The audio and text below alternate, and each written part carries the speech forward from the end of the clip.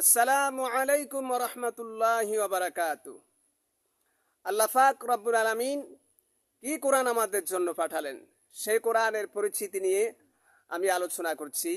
আমি ইউসুফ আলী সাইদি। আল্লাহ পাক রব্বুল আলামিন কি কোরআন আমাদের শিখালেন, কোন কোরআন আমাদের শিখাইয়াছেন, সেই কোরআনের পরিচিতি আপনাদের সামনে আমি তুলে ধরতেছি। আমি নিজেই না, এবার কোরআন নিজেই তার পরিচয় দিবে।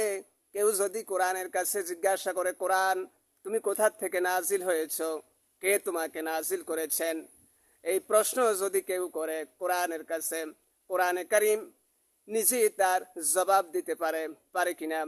কোরআন নিজে বলে, তানজিলাম মিম্মান খালাকাল আরদা ওয়াস সামাওয়াতিল উলা।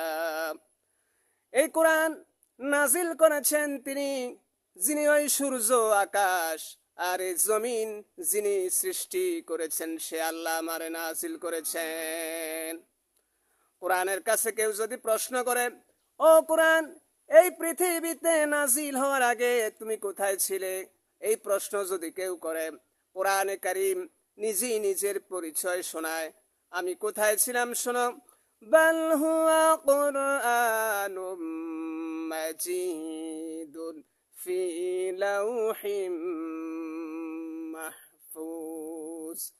বরং এই কিতাব অতীব মর্যাদা সম্পন্ন সুরক্ষিত ফলকে লিপিবদ্ধ ছিল। আমি ছিলাম লৌহে মাহফুজে, সেখান থেকে এসেছি। সুবহানাল্লাহি ওয়া বিহামদিহি।